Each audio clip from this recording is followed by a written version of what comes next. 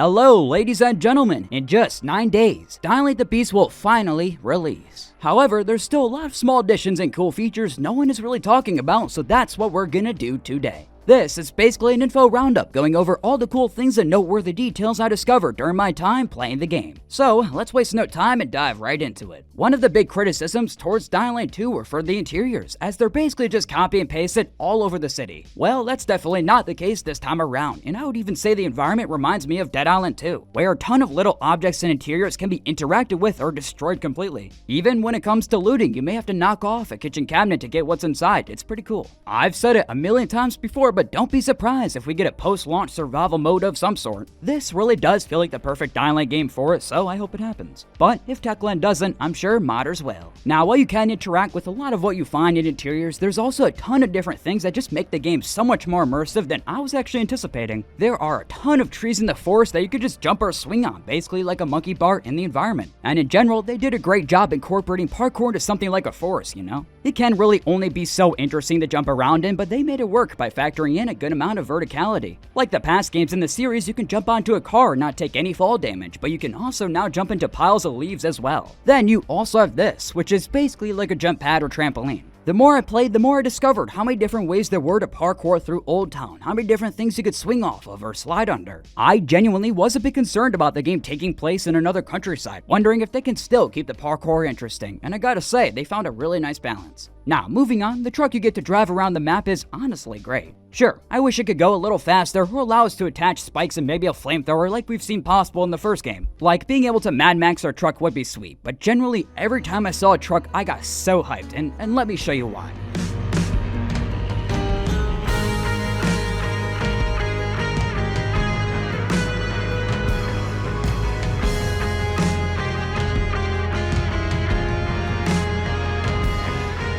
You can drive it through the swampy wilderness, down the side of Old Town, or up the mountainside. This game is officially added to the list of podcast games, which are the sort of game where you can pop on a podcast, video essay, or music and just mindlessly drive around. However, the one deal breaker here though is that the fuel only lasts you a couple minutes, at least when you come across a random truck off the bat. So you'll need to make sure you loot it from other cars or a nearby gas station beforehand. Otherwise, you won't make it far, I'll tell you that from personal experience. Another thing you should keep in mind is using beast mode to your advantage, not only in combat but also parkour. There were numerous occasions where there was a gate I couldn't normally get over no matter what I did, so I had to activate beast mode to get a nice boost into the air and jump over it. Plus, there's another beast skill that allows you to launch even further. Okay, so on another note, one tip I have is to not holster grenades for too long, especially pipe bombs, otherwise you'll do this. The first time I pulled this thing out, I did not notice a countdown. I like it. In general, all the grenades got a pretty sweet looking makeshift look to them. Now, as I've mentioned in a past video of me playing through the demo, you can find howlers not only in dark zones but in the open world as well. They look the same with their straitjackets on, however the ones outside actually do damage with their scream, and can cause a ton of virals to run at you. For a while there, I came across only groups of 3 virals at once, but when a howler starts screeching it brings over maybe 7 or 8, so keep an eye out. The outdoor howlers are usually in bushes or under trees, kinda hidden out of the way. Although, it's worth mentioning, I didn't see any outdoor howlers at night. But I really do like this though, the howlers are sort of the daytime volatiles, especially visually. That straight up is just a volatile head. I also want to mention how much this game tries to jump scare your ass. You have sleeping zombies in closets, on benches, chilling around corners. So if you see a body laying around with its head still on, don't trust it. Now initially, I had a segment going over how bows are almost completely useless now, but looking back at it, I didn't really draw my bow very much. I just kinda spat it out like it was a goddamn gun. So don't make my mistake. One thing that has certainly changed for the better compared to Dying Light 2 is the human combat. Now they better block your attacks, throwing out insults, belittling you during your fights until you inevitably slice something of theirs off. Or in half, it's actually hilarious. Say goodbye, Crane!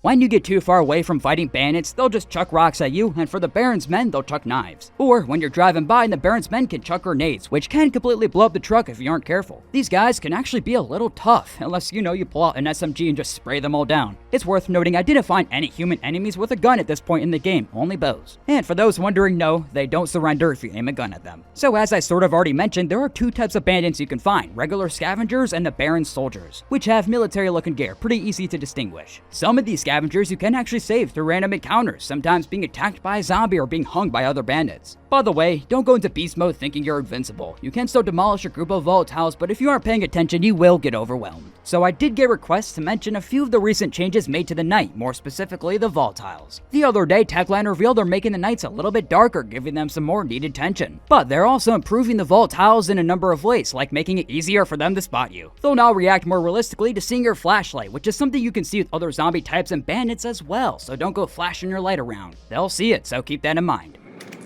Is that a flashlight? Volatile jump physics have also been tweaked, which is good. A lot of time they would tend to glitch around midair. They also improved their general AI, making chases more intense. And another change is making them fight to the death more often, instead of just racing away the moment your chase with them ends, which is what they would normally tend to do. Lots of little small changes to make them feel all the more threatening. Anyways, that is going to be it from me for today. Are you excited? Are you concerned? Let us know down below, let's talk about it. And thank you all for watching as always. It's been a blast covering this game the past few months, from my time at the Beast hands-on preview event to the recent demo. Even though I got hacked and lost my channel for a month, we're back. Feel like we've really talked about a lot, and I hope you've enjoyed watching it. If you have, then feel free to subscribe if you want to see more, like the video, and happy birthday to Mr. Cheese. And stop by for the next one, folks. Adios.